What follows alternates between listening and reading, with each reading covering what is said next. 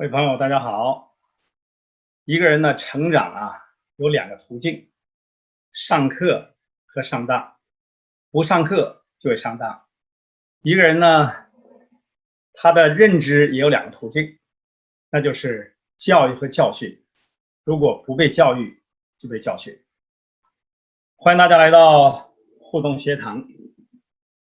首先呢，请问各位，你想不想过富裕的生活？想吗？想的举手确认一下啊。有的人举手了，有的人没举手。有的人想，有的人不想。那我请问各位，既然你想过富裕的生活，那你喜欢钱吗？当然，这是一个非常兴奋的话题哈。你喜欢钱吗？喜欢的举手哈。有的人这样举，有的人在我们这个聊天室里边举哈，两种方法都可以哈。那你在聊天室举手，我能看到你；你打字呢，我可以看到你。但我请问各位，你有真正的赚到你喜欢的钱吗？很多人说没有。那么老师，我现在生活安于现状，我现在经济上捉襟见肘，还没有赚到我想赚的钱。为什么呢？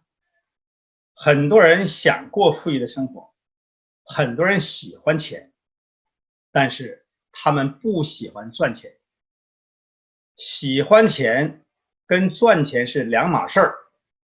喜欢是形容词，赚钱是动词。所以大多数人呢，每天都在形容自己美好的未来。我想过怎样的生活，我想成为怎样的人，我想拥有怎样的财富，表达自己的想法，而且前面定语加的非常非常的多，但是他一直没有行动。所以喜欢是形容词，赚才是动词。当然挣钱这个挣也是动词。所以从今天开始，少用形容词，多用动词。你有再多美好的想象，你有再多的形容词，最后你不行动也不可以。那我请问各位，你上过第一堂课，你已经上了第二堂课，这是我们互动学堂第3堂课。在前2堂课当中，我们都谈了一些观念，也给大家留一些作业，也有些行动的清单。但是你有立即行动吗？你有每天行动吗？你有大量行动吗？各位请记住，只有行动才能给你带来想要的结果。那接下来各位想不想立即行动？想的举手确认。很多人举手了哈，有很多人在聊天室里边表达了自己的想法。那好了，各位，那这里呢，我现在有$100就是普通$100这$100呢，没有什么特殊的纪念意义，M 老师也不会上面签字哈。那么想要这$100的举手确认。还有人居然不举手，这可是$100呢！来，想要的举手确认，或者你在你的屏幕前大声说出来，你想要吗？你真的想要吗？哇，现在好多人想要。正如这个世界财富，不是每个人想要钱的人都能得到。那现在呢，我这里就$100，现在众多想要的人，只有1个人可以得到。谁想成为那个人？谁想要？好，还有这么多人。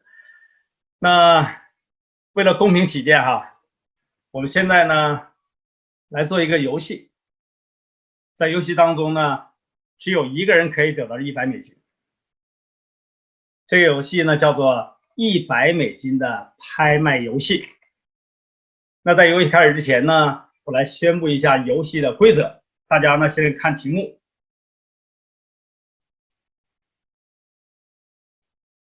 好，现在看到屏幕了哈。现在屏幕呢出现了这个规则。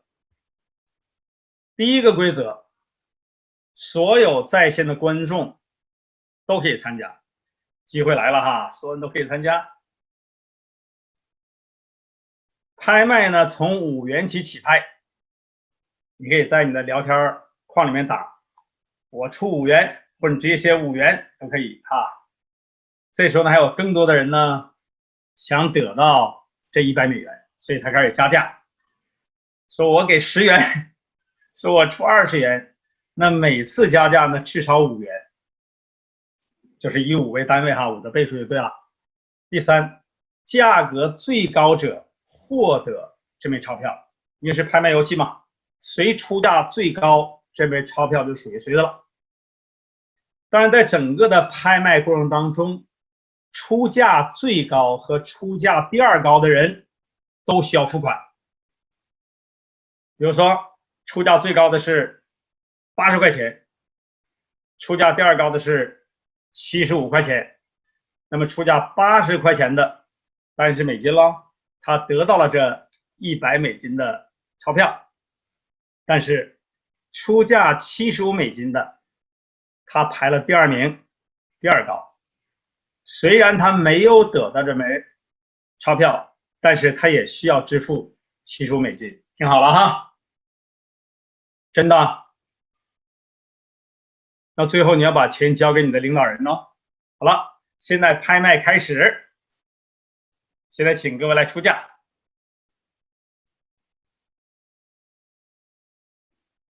好，哇，这么多出价，哇，不会吧？直接上50了，55、60、65，哇，谁呀？出100了，120、130、300，有人出价300，第1高现在是300，还有更高的价吗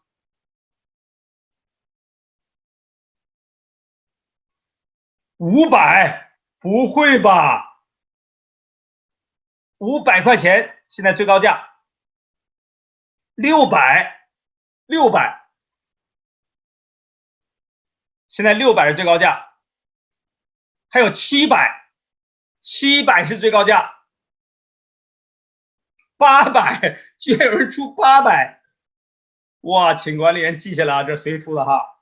哇，1000，太离谱了吧？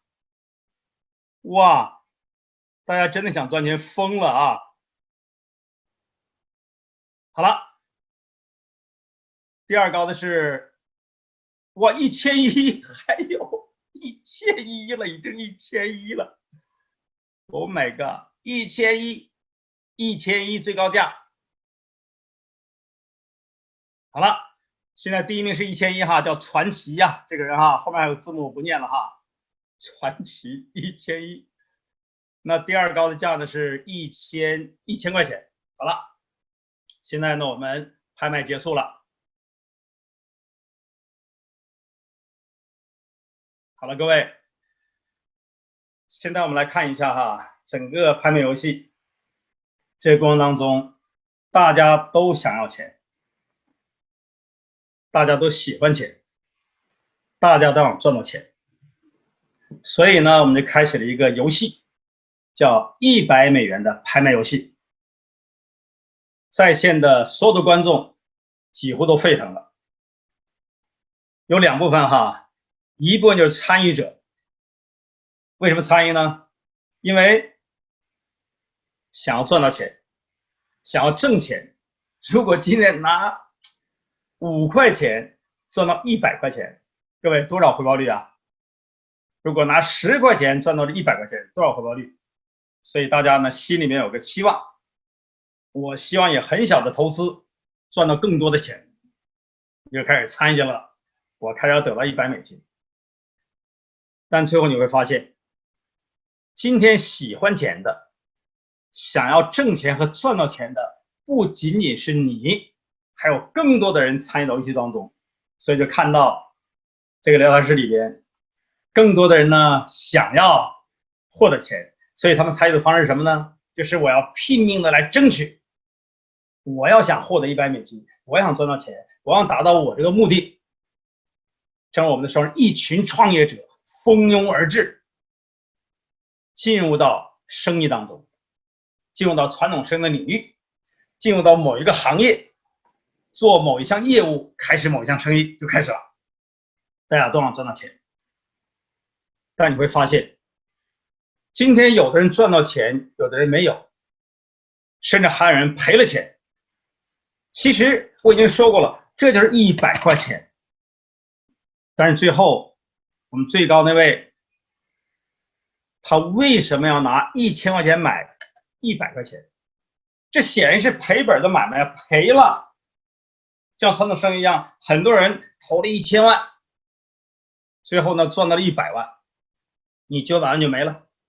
很多人呢投了30、50万，最后打水漂了。所以在生意当中，为什么有人赚，有人赔？那么今天方才这个情景是怎么发生的？为什么发生这个情况？我们再来看一下大屏幕。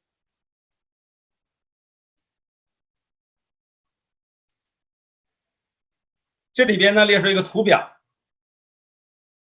一开始拍卖的人呢，很简单嘛，想法。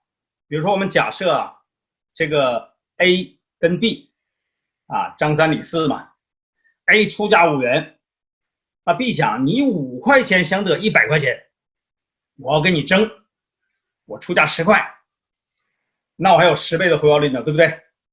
那对方一看 A 一看你出价10块，我出价15，B 想好，我不能让你占便宜，我也要赚这个钱，我出价20，就这样一直开始，大家进入了一个竞争的行列，都想赚这100块钱。最后出到什么程度呢？到了临界点 ，A 出95，他想，如果我中间退出了，我就损失了，我就比你对方没有利润。那 A 出95，B 怎么出呢？那肯定出100，出100我保本儿。做生意的底线是收回本钱，保本了嘛？那我肯定出100。那 A 就想，你出100，我95不就损失了吗？好，我与其损失95，我不如就损失5块钱，我出105，我拿回100还剩5块，比损失90块好一点。对方想，你拿105，你拿了$100，你呢只损失5块钱，我是第二高啊，那我100块钱不就损失了吗？所以我一定要跟你争，我少损失点，所以我出110。各位就这样下去了，一直到什么呢？当两个到200的时候都损失了。如果出到200的时候，他以前都损失了，但是当第二位有人出200，他出195的时候，他损失了190，这人进入了非理性的这种游戏当中。所以正如今天，居然有人出1000块钱，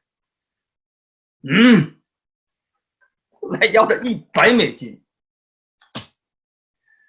哎呀，你得让我出汗呢。课后啊，这个钱你一定要交给领导人啊！我一开始声明了，这是真的。正如在现实生活当中，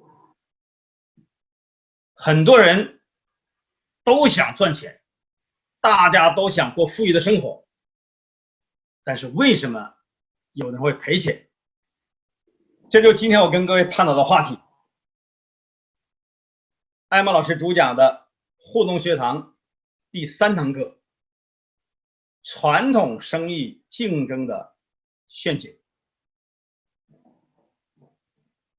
很多人都走在赚钱的路上，但是他没有想到自己有意和无意的进入了这个陷阱。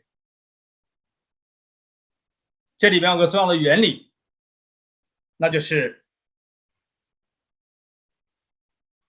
没有想到自己的付出跟自己的收获和结果这种逃不出的关系。其实我们方才玩的游戏呢，所以最致命的一个游戏，让很多人呢死在里边，也是一个非常知名的游戏。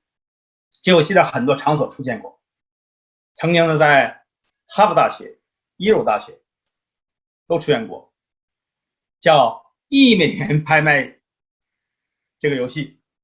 一开始呢，钱面额比较小嘛，就$1，但是最后的结果，不管在耶鲁还是在哈佛，人们都以超过$1的，大概是几十倍，最后呢想得到这个钱。那今天也是一样的，拿1000块钱来换$100，这显然就是赔本的买卖。为什么今天出现了？这堂给我们讲里面的原理。那这里边有个重要的理论，大家了解，叫做沉没成本。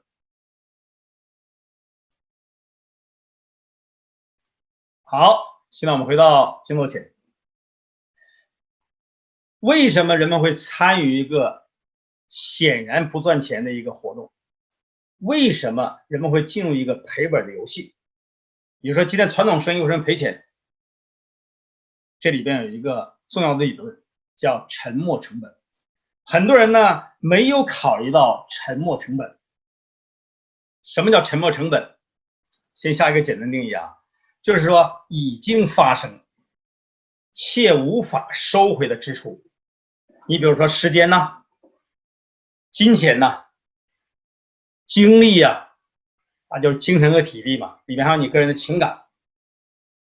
你已经为某件事儿付出了，支出了时间，支出了金钱，付出很多精力，但这些收不回来了，这个我们叫沉没成本。当然，沉没成本呢，为什么很重要？它通常会影响我们决策的正确性，因为你在做某项决策的时候，你会考虑到沉没成本。我已经付了这么多钱了，但是从经济学角来讲，沉没成本不属于成本，因为经济学对成本的定义是什么呢？放弃了的最大代价。但是人呢是感性的动物，人不能放弃，所以你要想真正跟他说，你要放下、舍得、忘了，他忘不了，他放不下，他不舍得。这里边举一个简单例子哈，你比如说你买了个电影票啊，不管是在这个北美啊，你花个$7啊，或者在中国大陆啊，在线上买50块钱，在线下买比如100块钱啊人民币看场电影。你买完了电影票之后走进电影院，这时候呢电影放映了半个小时，你发现电影太无聊了，没什么意思，而且糟糕透顶，浪费我的时间，就你想走，但是你想，哎呦，大老远我开车过来了，而且我花了100人民币呀，我也花了这么多钱了，所以我一定要坚持看下去。所以你在那又挺了1个半小时，直到把这个烂片看完。在你的决策当中，为什么你会做这样的选择？是因为你没有真正了解成本的价值跟意义。理性的人，从经济学来讲，他做一个正确选择。我买的电影票属于沉没成本，已经发生，不可收回，我就不考虑它了。我只考虑什么呢？现在和将来，这个电影对我没有用，有没有价值，会不会浪费我的时间？我不考虑我支出的100块钱，我不考虑我支出的$7或者$10，我只考虑现在这个电影对我有没有价值，有没有作用。有留下来，没有去掉，就简单沉没成本的例子。再好比说，今天你还是同样买了这电影票，花了100人民币，但你呢去电影院的路上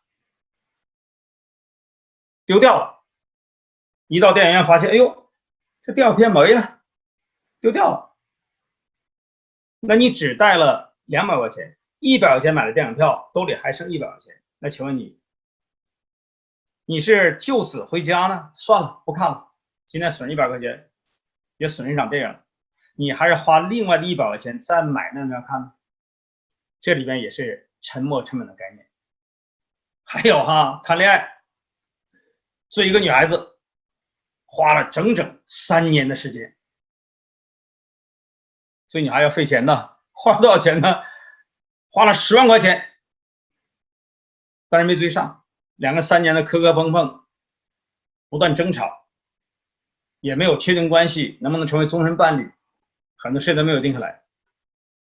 这时候牵扯一个取舍的问题，是继续追还是就此放弃？继续追3年，两种结果，一种你们俩成为终身伴侣，一种还像前3年一样可能会不了了之，但你中间还需要花钱，可能需要再花10万，但有的地方可能是美金，有的地方可能是人民币，所以的成本代价是不一样的。那这时候也牵扯一个沉没成本的问题。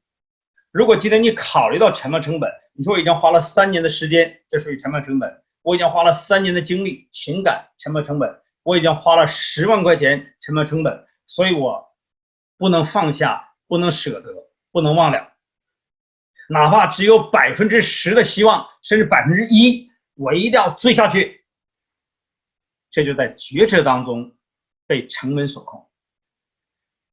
而今天的传统的生意当中，有多少创业者不就是陷入这个陷阱里吗？很多人都想赚到钱，很多人非常的辛苦，付出了大量的时间、精力和金钱，造成了一个很大的沉没成本。但如果你在做今天或者未来决策的时候，如果分不清沉没成本对你决策的影响，你将来损失不了多少。所以我们接下来看，在传统生意当中，我们常见的陷阱是什么？今天跟各位分享，总共有6大陷阱。第一个陷阱就是跟风和抄袭。很多人之所以失败，之所以不赚钱，之所以破产，甚至倾家荡产，是因为他做生意之前不是凭自己的创意，不是凭自己的核心技术，是因为周围的人都在做同样一件事情，所以我就跟着做。跟风和抄袭。讲这个我想到2016年呢，中国有个景区，就是张家界景区，投资了2.6亿，很多的钱呢，人民币，建立一个长长的玻璃桥。这个玻璃桥呢，开着轰动了，哇，太壮观了这个桥，而且这个工程呢，获得了10项世界之最，都上了美国的《时代》杂志。说这个桥啊，太壮观了，连美国人都惊叹。那我在北美生活了20多年，在我的印象当中，我也上过玻璃桥，就是美国大峡谷嘛，都知道有个玻璃桥，但不是每个景区都有。在我记忆当中，好像就这么一个比较知名的美国大峡谷玻璃桥。张家界玻璃桥出之后引起了轰动，于是大家马上的跟风抄袭。你知道到目前为止啊，现在是2020年，现在在全中国各大景区有玻璃桥的、玻璃栈道的、玻璃观景台的多少个？超过2000多个。而且呢，花样百出啊，玻璃桥越来越多。如果这个景区没有玻璃桥，好像就落伍了。而且呢，玻璃桥呢有3D 的，现在最多还有9D 的。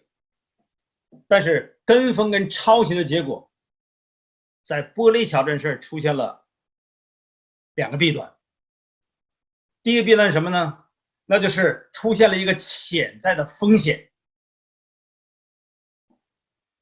如果又不好，如果是年久失修，如果是因为行业本身在玻璃桥方面以前没有标准，如果不符合标准不过关，存在危险。第二呢，就是同质化，同质化的结果就不新鲜了吗？大家去了一个到哪都玻璃桥，还想去吗？所以导致这种恶性竞争。所以现在国家呢在严格的管理，严格的审批。回到我们做生意过程当中，今天很多人做生意也出现这种现象，这是我们经常容易掉进陷阱。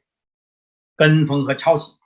跟风嘛，就是追，它没有具体表现，它跟模仿不一样，模仿它有动作，跟风就追某种趋势、某种潮流，以为是趋势，其实可能是一种陷阱。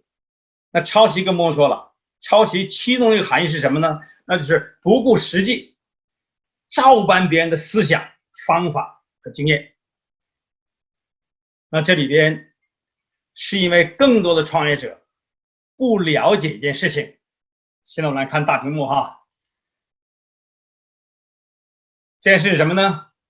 就是在跟风抄袭过程当中，人不了解有个重要的一个原理，这个原理叫幸存者偏差。大多数人呢，只看到别人赚钱，只看那个成功者，但没有看到成功者背后留下了什么。幸存者偏差呢是一个术语哈，非常知名了。这是话说是1941年，就是二战期间嘛。美国哥伦比亚大学的一个统计教授叫沃德，他受这个军方的委托啊，说为什么战机经常被击落，研究一下怎么样加强防护。这沃德那开始研究之后啊，他就得出一个结论。他说啊，这个战机呀，最后根据分析，弹孔最多的地方是机翼跟机腹，机尾弹孔比较小。于是呢，他提出建议，说应该在机尾这个部分加强防护。军官不解，说机翼、机腹弹孔多，机尾弹孔少，为什么要防护它呢？那教授解释很简单，他说从统计学角度来讲，说第一，统计的样本只涵盖了平安返回的航班，就这些轰炸机、飞机啊。第二，被多次击中机翼的轰炸机似乎还能够安全返航。第三，那在机尾的位置呢，很少发现弹孔。这个原因是什么呢？并非真的不会中弹，而是一旦中弹，其安全返航的机会是微乎其微的。所以军方采用了教授的建议，当然最后也证明这是对的。各位，看不见的弹痕最致命。所以最可怕的竞争对手永远在你的视野之外。你今天盲目的跟风抄袭的结果是什么？最后就是失败，在恶性的竞争当中倾家荡产。幸存者偏差呢，有一些典型的例子，如果你了解后呢，在你做决策当中你有很好的判断。比如说，有一个记者在春运的候车室里边采访买票的情况，最后得出个结论：虽然春运票不好买，但大家都买到了票。例子之二，淘宝上卖降落伞的商家没有差评。例子之三，大学里呢有一个全校出勤率最高的老师，他的诀窍呢就是每次点名的时候都说没来的同学举手，这是典型的幸存者偏差。也就是说，只考察了幸存者特征造成的这种认知偏差。我上课的经常人说，艾蒙老师，我今天做的生意这个模式非常好，比阿里巴巴都好。艾蒙老师，我现在要创业，我要赚大钱，我将来要超过马云。而且大多人学马云，马云做什么他跟着做什么，马云说什么跟着说什么。各位你不知道吗？在过去的创业过程当中啊，学马云的人都变成了佛云。传统生意跟风事儿抄袭人都会死的。为什么？因为大多数创业者，他们盲目跟风抄袭，导致了失败，是因为忽略了一些沉默的数据。幸存者是我们看那个局部的信息，没有看到真正背后那些成功者是什么原因。请记住，不是一个原因，是复杂的、必然的、偶然的一些因素导致的成功。你单独抄某一点、学某一点、跟某一点，一定会把你带到坑里去，一定会进入陷阱。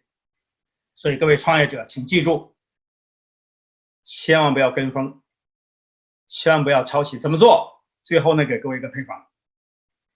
所以这是传统生意竞争当中的第一个陷阱：跟风和抄袭。你说老师，那我们今天做这个平台生意，我们不讲究复制吗？不讲究模仿吗？两码事儿。传统生意非常复杂，性质不一样。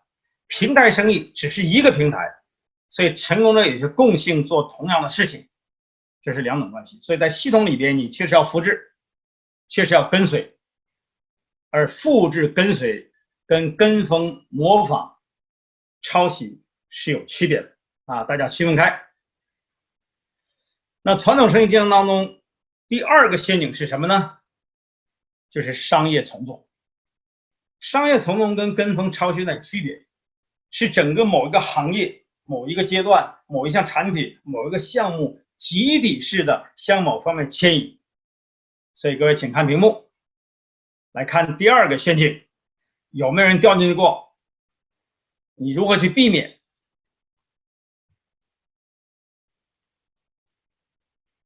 商业从众里边有个非常重要的术语，那就是从众。今天做一件事情，为什么会一窝蜂？为什么更多人在生活当中选择随大流？这都是从众的现象。而生活当中从众现象，只能使个人失去了独立的个性跟自我，不能彰显，不能发挥。但是各位啊，生意当中的商业从众，如果你需要了从众的这个群体里边，就像方才一样，很多人都得这个钱，既然大家都想拍，我也想去，我不敢落后，我想赚钱，将更多人加入创始行列。那最后结果是什么呢？有人胜出，有人失败，有人淘汰，有人赔钱。那么今天在商业从众里边，我们要讲一个重要的概念，就是从众的心理。为什么人会有从众心理呢？是因为他有一个群体的影响跟压力，他在某种群体压力下，他就放弃了自己的意见，甚至做了一些违背自己观点、意愿这样的事情，使自己的言论行为要跟这群体保持一致，就是从众嘛。你看这些人大家都做手机，都做山寨啊，跟风抄袭，那今天我也去做，所以出现很多呢这个电脑城啊，这个山寨的地方全是这样的。其实不管是电子产品，包括服装也是一样的。我记得在我那年代出现喇叭裤啊，现在你可能没听说过啊，裤子下面的开脚很大，很时髦，都跟风。有的人开始割双眼皮啊，大家都割。哎，我记得我97年去了美国啊，我就发现呢，这个老外呀割双眼皮的很少，这不是很多，而且在他审美当中呢，有的人不认为双眼皮就一定漂亮。所以我到美国发现很多老外喜欢单眼皮的女孩子，所以回来我非常兴奋呢。我说大姐啊，你看你总说你那个女儿啊单眼皮不好看，我告诉你好消息啊，将来她出国吧，在美国啊，他们的审美认为单眼皮很漂亮，很迷人。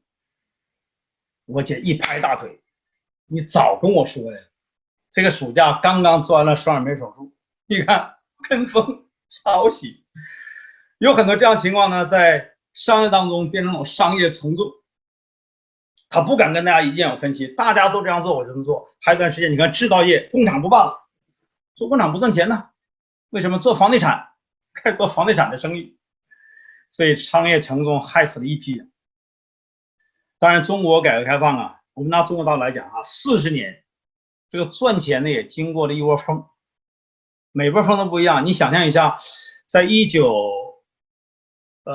大概是79年哈，改革开放，就算80年来算，80年到93年谁会赚钱？做贸易的、有信用证的、有特权的赚到钱，我称之为贸易型企业赚到钱，对吧？但93年风口又一转了，到了2003年谁又赚到钱？开工厂的、做加工业的。那时候你看谁名片写一个厂长，哇，很羡慕，他一定是有钱人。但2003年风口又一转，到了2013年谁会赚到钱？对，有资源的、开矿的、做房地产的。所以从贸易型到生产型，最后呢转成了资源型，房地产开始赚钱了。但如果2013年你没有从房地产这领域退出，你会死得很惨。为什么呢？2013年一直到未来的2025年，我请记住啊，第4个周期，谁会赚到钱？做平台的，做系统的。所以每个阶段都有不同的风向标。所以为什么今天创业者想找到风口？尤其2020年出现黑天鹅，下一个风口是什么？哪些人会赚到钱？看趋势，抓住趋势，跟盲目的商业从众是两码事情。真正把握趋势，可能一开始还很少的人。你要从商业从众来讲，你不会去做，这么少的人去做这个平台生意，周围很多人呢不愿意或者瞧不起我们这个生意，他不会跟你一窝蜂来。但你要记住，如果它是趋势，迟早会形成一个主要的赚钱的方法，甚至形成一个潮流。所以第2个陷阱，在创业当中大家都有经验哈，一定要避免商业从众。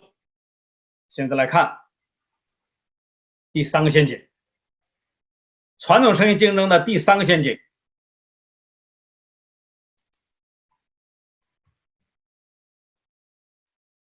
价格大战。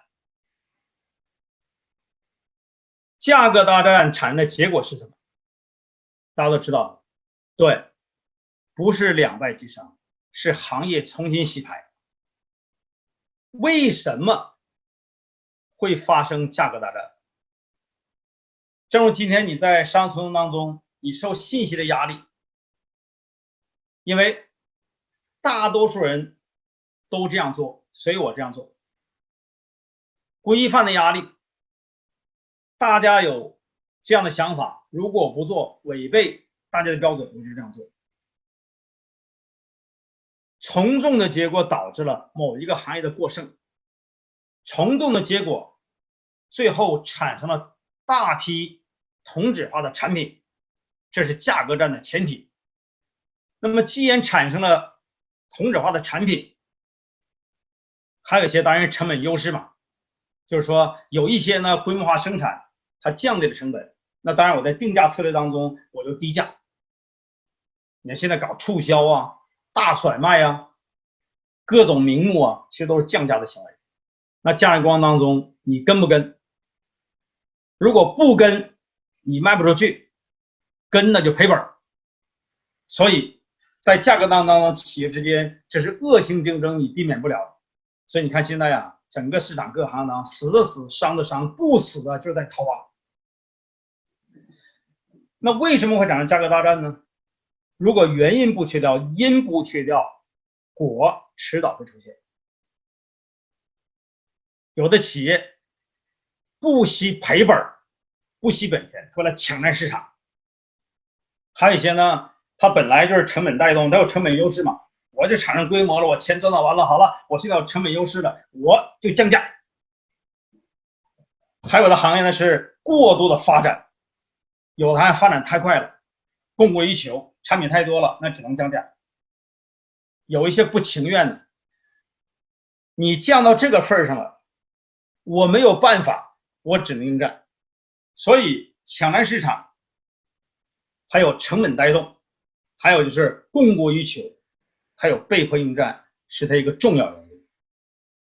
所以现在价格战呢，我们熟悉的目前的电商啊，但我是传统电商啊，传统电商是非常有效的方法，就打价格战了，不管是京东还有阿里啊，还是这个拼多多啊，还是当当网内卖书的哈，像最知名就是记得就京东啊跟当当网这个大战啊，不断延续，不断延续。因为当当网觉得你京东卖书了，会影响我们核心业务。那京东想呢，我既要做大平台，我一定要进入到业务当中，所以两者打得非常焦灼。这是电商大当非常知名的案例。其实最终受害的什么？商家，有可能呢是恶性竞争伤到我们消费者。所以各位，疯狂降价的背后，也显示了大家缺乏创新，商业模式缺失了，但也证明了我们今天这个平台的优势。我们这里不降价，当然不排除有一些人呢用传统思维的方法，我把它买来，然后低价市场抛出。但因为平台生意当中有一个利益机制，你可以降价的给别人，但你不会因为你降价而赚到钱，甚至损失钱。所以我们核心的商业模式有很大的竞争优势，不会因为某一个人或者某一个群体或者某一个地区个别人降价了我们的产品而影响我们的主体生意。我已经说过了，今天能活3、5年的企业都不多。你想象一下，你今天所在的平台的生意现在做了多少年，你就会知道它具有多么大的优势，它的寿命周期是多少。能挺到10年的，后面多少企业都已经死掉了。今天挺5年都不容易啊，5年是一个企业的组织的死亡期。度过5年难关，证明这个企业已经是基本没有什么太大的问题。那个10年更不得了，它有一个非常好的基础继续前面走。所以各位记住，做一个创业者要进入传统生意，第一个陷阱，跟风与抄袭。群体规模导致了第二陷阱，商业从众。商业从众呢，规模过剩，成本带动，再加上大家恶性竞争，就产生第3个陷阱，叫价格大战。不用说你也明白，当然有时候你高兴吗？大家都降价了，我当然高兴。你看苏宁啊，跟京东两个互相干，所以我们可以低价买来了电器啊。京东跟当当网互相打，我们可以低价买来书，甚至促销的时候，在当当网有的时候你可以花几毛钱呢啊，前几年就可以买一本书，最多它不超过5块钱，还是非常有价值的书。当然了，如果今天商家不存在了，他的利润薄了，怎么赚钱呢？正如京东跟当当网打架的时候说，京东刘强东、杨远，他说5年之内不允许这个图书部门赚1分钱。你看，抱着必死的信念也把别人整死，哎呀，这种竞争是太惨烈了。所以做传统生意不容易啊，你要有心理准备啊。传统生意竞争的第4个陷阱，为什么很多人赔，很多人失败，很多人破产？除了跟风抄袭，除了商业从众，除了陷入价格战，第4个，赌徒的心理。这个赌徒心理啊，有的时候是群体行为，更多是个体行为，所以它成为一个巨大的陷阱。现在来看传统生意竞争当中的第4个陷阱，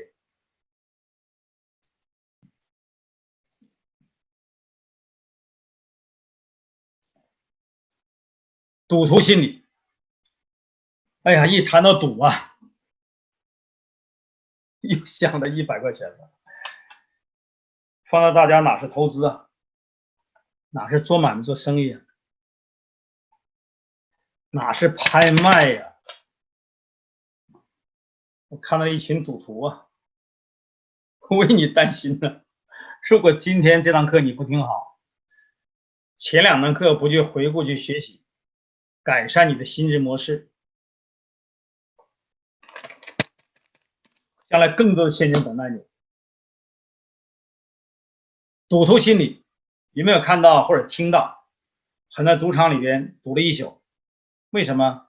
赌徒心理，我一直都在赔，好了，从概率来讲，我应该赚到钱了，这赌徒心理，炫耀了什么呢？炫耀了赌徒谬误。那这里边讲一讲，跟各位来分享，为什么做生意当中会有赌徒心理？其实大多数经济学家认为，大多数经济学家他们认为，如果人是理性的，那就不该在做决策当中考虑到成本。但各位遗憾的是什么呢？人是感性的动物，很难过理性的生活。所以当得不到理想结果的时候，又沉迷于沉没成本的时候，就开始进入了一个误区，打捞回来，把本钱捞回来。可是大多人不知道啊，你现在所使用的打捞的成本，如果不产生打捞价值的话，就会进一步的增加你的沉没成本，进入负性循环。所以大多人捞本的概念呢，捞本的概念是什么？赌徒的心理。这里边这个理论呢，各位了解。赌徒当中那种错误的认知，他们认为什么呢？他们认为在随机序列当中，一个事件发生的机会率之前跟之前的事件是有关的，比如你这个事件发生率跟之前事件是有关。比如说你支一枚硬币，前几次支都是正面，于是这次你会压什么呢？对，从几率来讲，我压反面，压反面几率一定会赢。都出现3个大了，该出小了，不一定。其实硬币弹到空中落到地下，正面反面的几率从大数法则来讲是几乎是一样的。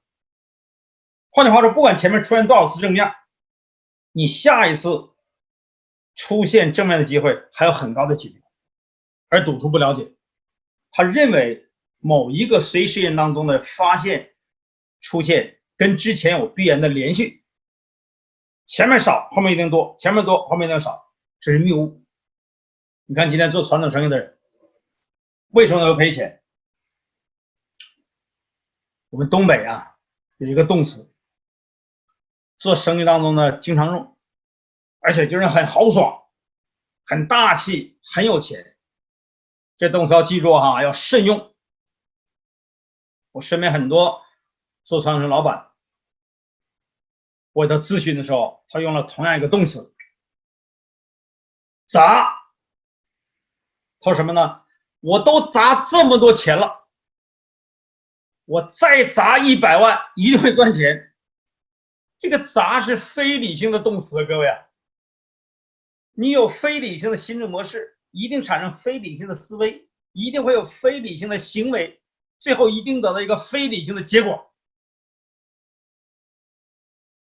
所以这个陷阱让很多传统生意的人痛不欲生，赌徒心理。当然了，也有生意去赌。我有一个学员呢，就是上我课程之前呢，他已经是输掉了8000万人民币啊，这真赌啊，就赌场啊。为什么呢？他每次去输出的研究，是百家乐是有规律的。这次输了，我下次加倍压，一定会拿回来。他发明他的自己认为的理论，认知偏差、谬误，最后就是这个错误的认知把他推到了一个边缘，就倾家荡产。我还有一个四川的一个学员，他一开始来学习还好，后来不学了，没有持续学习，最后什么程度呢？也是用赌徒心理，他投资这个城乡结合部的房产项目，把过去钱全砸进去了，投3000万，其实当时那个地方3000万呢，很大的一个钱，很好的一个项目，但它越做越大，最后呢不心甘情愿，3000万砸进去了，我再砸2000万就成了，而且赚1个亿。结果民间举债呀，贷款呢，能找的钱都找到了，最后呢全砸进去了，还是没有。所以各位啊，这个动词要慎用啊，砸钱是非理性的行为。换个词儿嘛，投资；换个词儿嘛，智慧；换个词儿嘛，干嘛用砸呢？很豪爽啊。对，有时是因为叫可信威胁，不允许别人跟进，你敢砸，我也敢砸。你看电影里边那个赌场里边，所有的东西一放，全压，全压，死了。所以各位啊，传统生意这个陷阱啊，其实生活当中有，太严重了。所以各位做任何事情，不要赌徒的心理，赌徒的心理会害你一辈子。你不要去赌嘛，干嘛？尤其听了课之后就不能去赌。但是有人说，艾米老师啊，我今天做这个平台生意，我就置这个气，他怎么就会不加入呢？他一定会加入的，我就把他拉进来，他怎么拒绝我，我都要跟进他，我是不是赌啊？那不是，那要跟进呢。你说老师，那我跟进他，我付出时间、付出精力，甚至付出金钱，不也是沉没成本吗？那如果不考虑沉没成本，这个人可能会不加入，我就不跟进了，两码事儿了。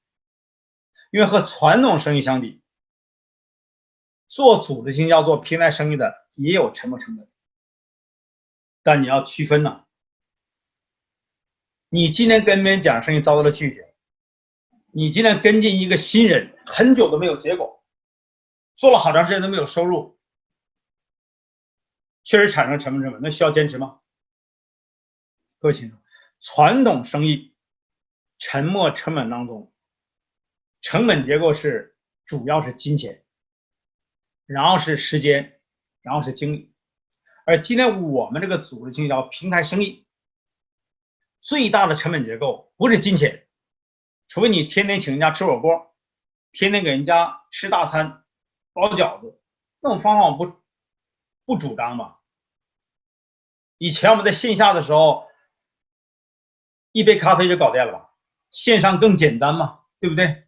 关怀嘛，爱嘛，奉献嘛，感恩嘛，彼此沟通嘛，给了这么好的生意嘛，成本不是很高，而且用的时间是零散时间。你不一定天天只跟你一个人吧，今天的不做没问题啊，放那里，有时间我给你打电话再跟进嘛。所以记住啊，这里是两码事儿。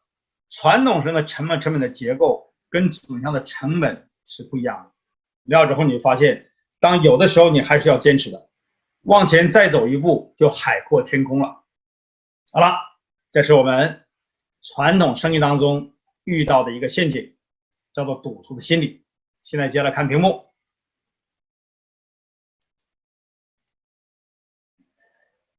第5个陷阱，死要面子。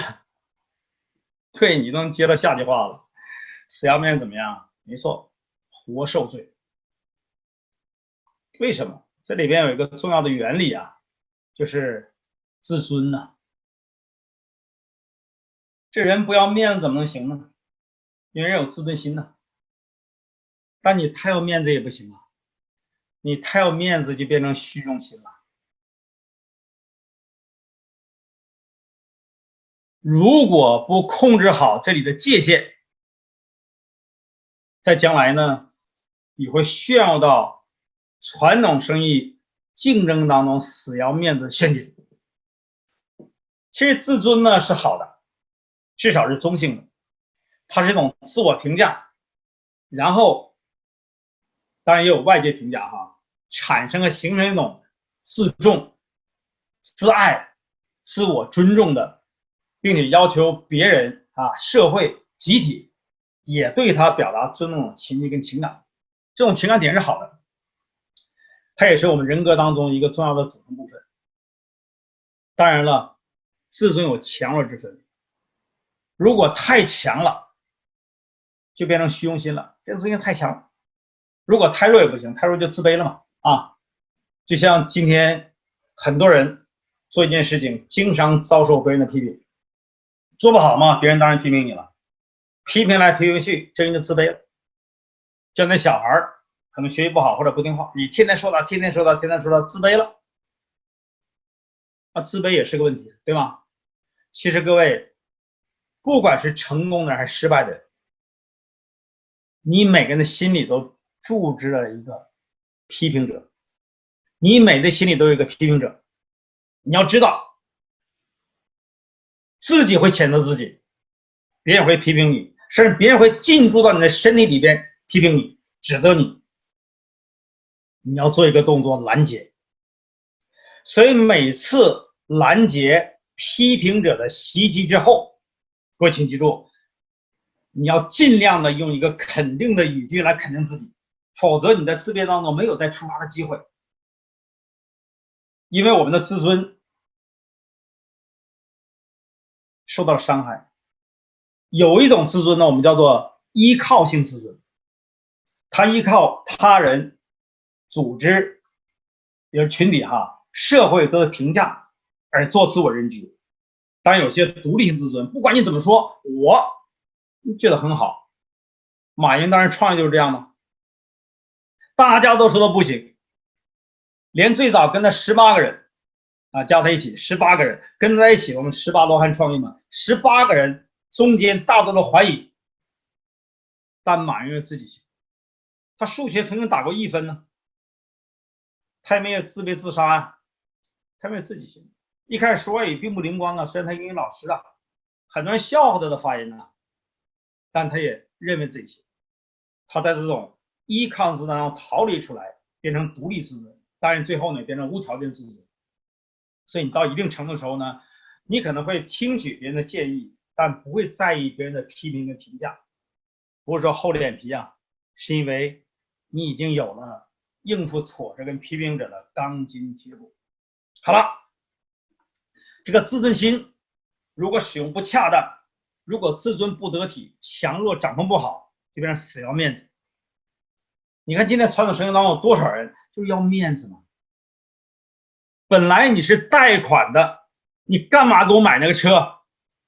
你告诉我为什么买那个车他说别人有车了，我一定要买，而且我到哪办事没一个好车的话，我都不能出门，别人不见我。哎呀，不瞒你说我有这样的心理最早我在东北创业的时候，那时候哪有车？非常成功的体面的生人打车过去，那时候自己有车的很少，打车过去，西装革履跟人家谈生意，在酒店的大堂叫杯咖啡，哎呀很洋气跟人家谈买卖做生意。那时候我没车骑自行车也有面子的问题如果别人看到你风尘仆仆骑着自行车风雨无阻进来谈生意做买卖，不跟你谈的。所以当时我也要面子我经常做什么呢？背个包，把西服装好，然后穿着便装骑自行车，然后呢汗流浃背，距离要见面的地方100米，把自行车锁那里，衣服换掉，西装革履走过去，好像打车来的一样。谁没有这样经历呢？谁没这样过程呢？但那个面子成本比较小。但如果今天你用贷款买个车，甚至有那信用卡都透支了，都爆了，然后你还去花那么多钱去买奢侈品或者请人家吃饭，死要面子。所以各位有的时候社会比较，跟他人比较，或者在意别人的评价，或者自己做事呢有时候失败了，都会产生死要面子的心理。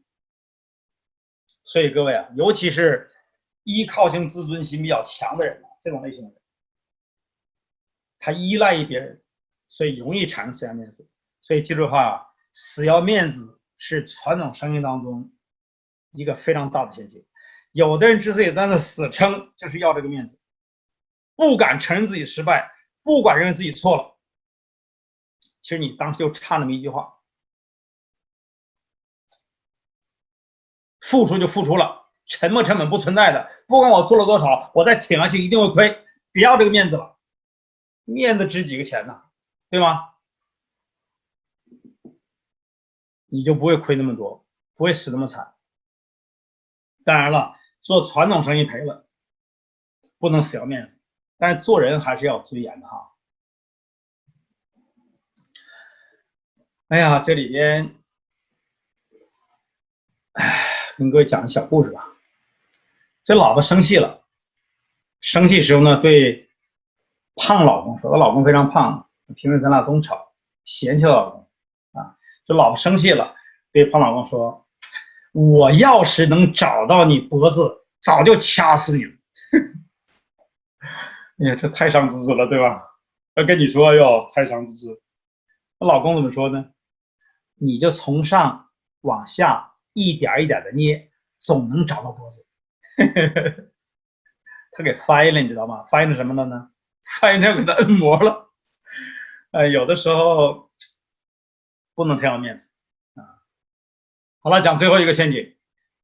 传统生意竞争当中的最后一个陷阱叫胜骄败馁。我们大家经常说一句话哈，叫胜不骄。对，大家都知道，但想做起来不容易啊。好不容易夺取的胜利，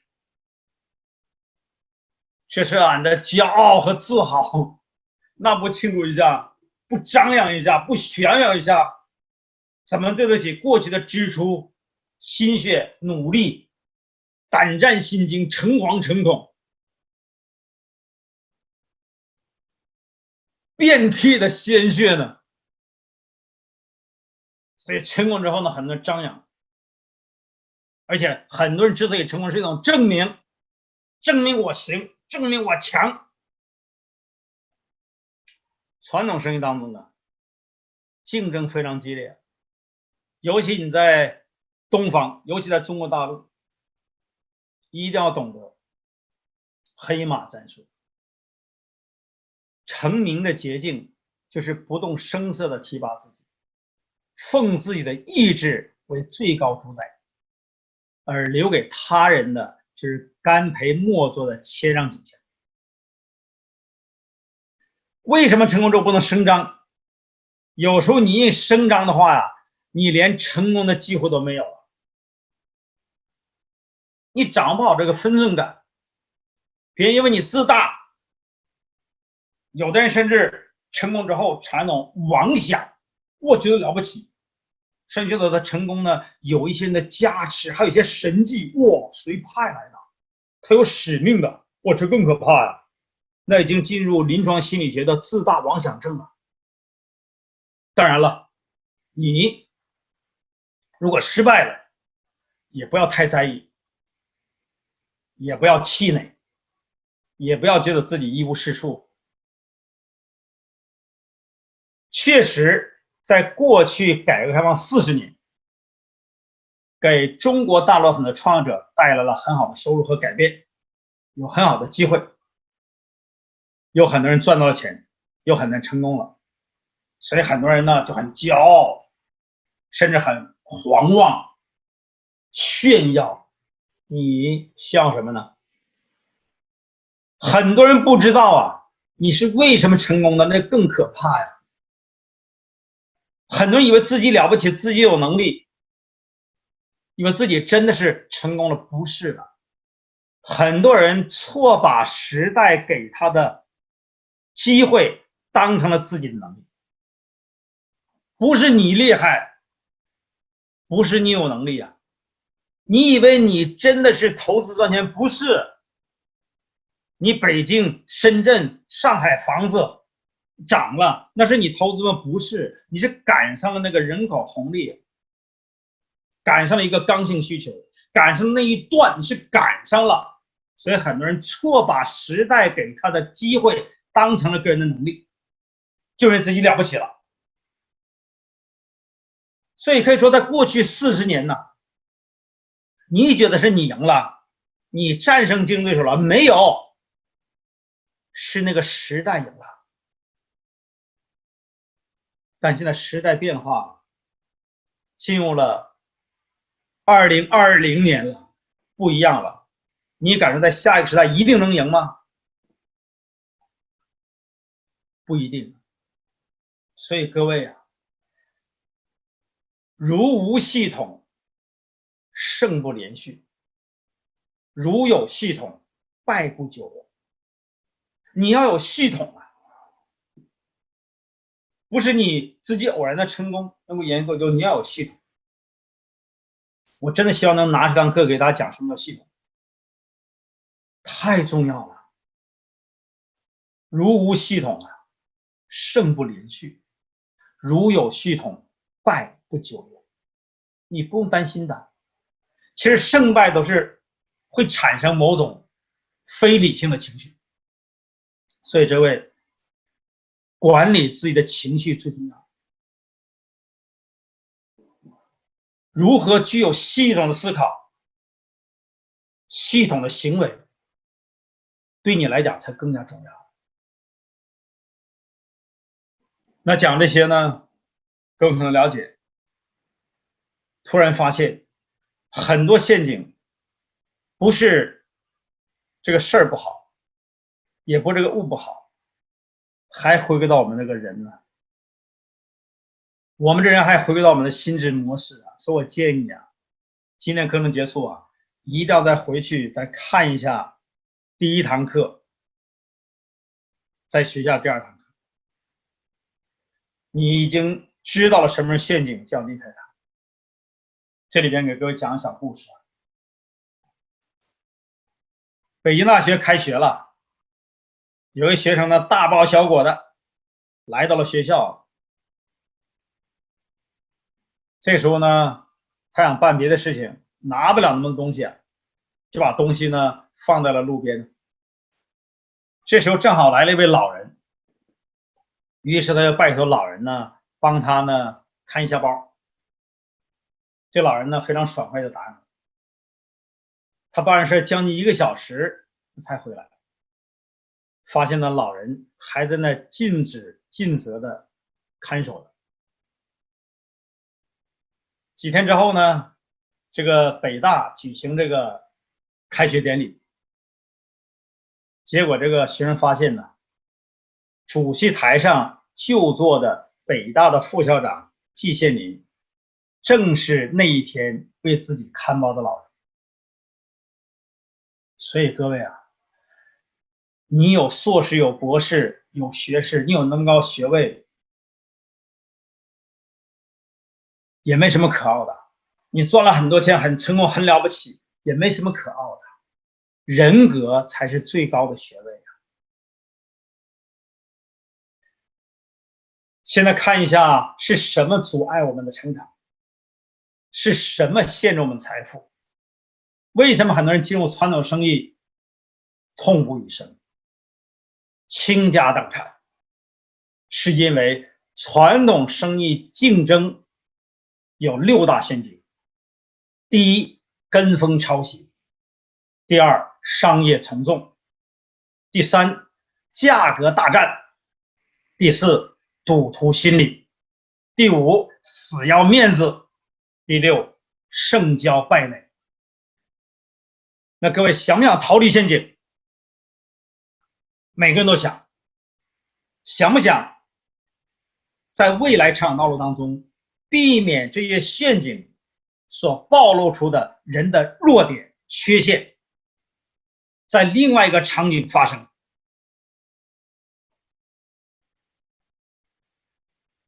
你要有逃离陷阱的方法，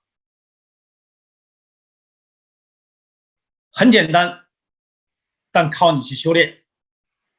第一个，终身学习。累积经验。第二个，系统思考，正确判断。第三个，完善自我，智慧选择。第四个，抵挡压力，远离诱惑。这个对你非常重要哈。不是每天学习，是终身学习。很多离开学校就不去上课了，觉得任务完成了，而且痛恨学习，痛恨课堂。我终于可以不学习了，我走上社会了，我工作了，我赚钱了。其实各位，离开校门才是学习的开始。做买卖做生意也是个学科啊，所以你要持续学习。好，今天我们有个系统，感谢 Kim 辉女士发起这样一个系统，让我们学习，也感谢 Kim 辉女士还有这么多领导人，他们付出时间、付出精力、付出金钱，给我们开一个互动学堂，让我们在这种特殊的阶段还能够去学习，然后去行动，得到我们想要的结果。那现在就靠你了，你能不能真正的终身学习，然后在实践当中去累积经验，减少自己的认知偏差，还有思考不要线性，不要二元对立，非此即彼，不要非黑即白，系统思考。我校长堂课能讲这堂课，你一定要听好，讲系统思考，不要非理性的判断，你一定要正确的做一个判断，这对你很重要。哎，讲到这里我发现了，现在不大家都宅在家里吗？所以就宅经济，在家创业都做什么？做直播。我上次说了，这个以前直播的继续直播太好了，没有直播的开直播，全民直播啊，都上抖音呢，各种短视频呢。各位啊，这不就又一次跟风跟抄袭吗？艾莫老师算很能讲的了吧？我也做了30年嘛，顾问嘛，讲师嘛，我都不敢开直播，你跟什么风啊？你以为你是李佳琦啊？你是李子柒啊？像那种成功是不具有统学意义的，那是幸存者。那多少开直播都死了，你去浪费什么时间开直播？但我不是否定你哈，如果你真有这个能力，可以。李佳琦别说100天了，一年365天，他直播了389场，你能吗？让你一天讲个商业计划，你都难呢，你都找借口呢，你能做吗？如果你今天那样做，你早都成功了，早都成为钻石了，你可以吧？挑战你啊！如果你真可以，你可以做。你说老师，你现在不也是在搞直播吗？我这不是直播，直播的形式不是直播，我叫线上教学。真正直播是公域流量，我们是私域流量。所以讲到这里，那我非常感谢 Kim 辉女士，感谢所有领导人的支持。如果没有他们，没有这个线上的培训的课程，大家不会得到这么大的收益。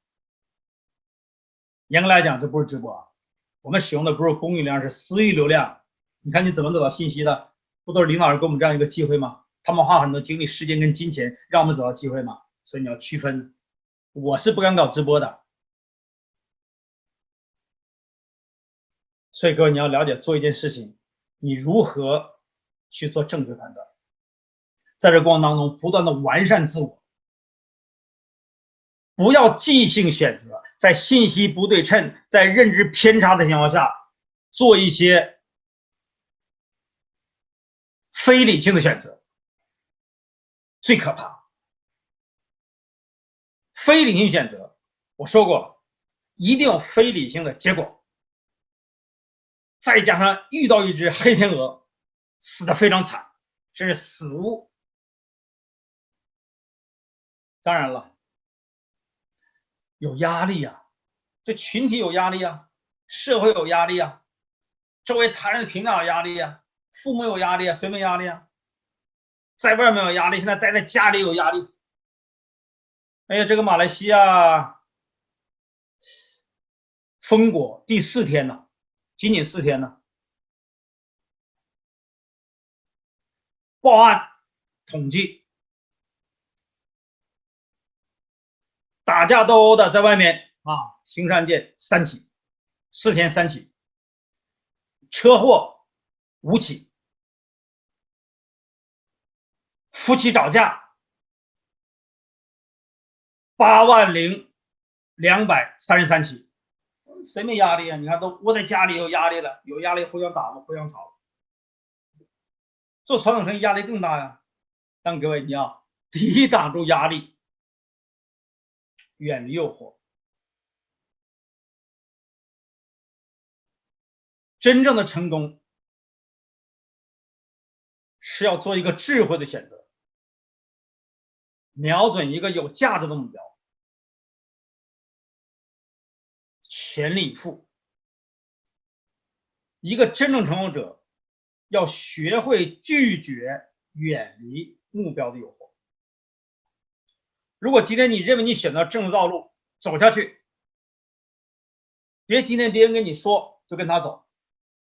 最近多少人给我打电话，老师啊，我现在有个大买卖啊，我有个好朋友做医护用品，还有的朋友做口罩，你看你那里给我联系下加拿大啊，他们现在疫情严重，需要。我从来没有做过口罩这件事啊，如果我有我就捐出去了。我做什么生意啊？现在大家这么需要啊，一窝蜂的来做这些事情吗？不还是另一种跟风跟从众吗？所以各位，陷阱就在你的身边，只是换了个场景，你不易识别。没有改善的心智模式就在这里，只是你自己没有意识。换了一个场景，它会不断的出现。所以各位，要不要真正的修炼自己啊？对，一定要修炼，要修正。人生要经过历练，你才能获得成长，你才能走出陷阱。那如何走出陷阱？除了你的心智模式，回头看一下第1堂课，在炼化当中，从心智模式出发，到最后最接近你想改变命运的是什么？是你的性格。那如何聪明的了解自己，智慧的人他人对你非常重要。所以我们下堂课呢，我想谈一谈聪明的了解自己，智慧的认识他人。下次你一定要准备好笔，准备好纸，而且你一定要准时上线哦，像今天一样，你错过几分钟不能参加游戏，不能参加游戏了就没有体验了，接下来讲东西就打折了。所以下一次，第一，你一定要准时上线，而且不但你来，带你周围伙伴来，更多人一起团队来学习，整个都成长了，业绩就暴涨。一起来团队学习，而且你准备好笔，准备好纸，回头你了解一下怎么在聊天里边打字，怎么样举手，不是这样举哈，在聊天里面举手，参与我们的课程，用互动学堂。所以非常期待下堂课跟各位呢能够再见，让我们一起学习，一起成长，得到人生有价值的结果。下一堂课让我们再见。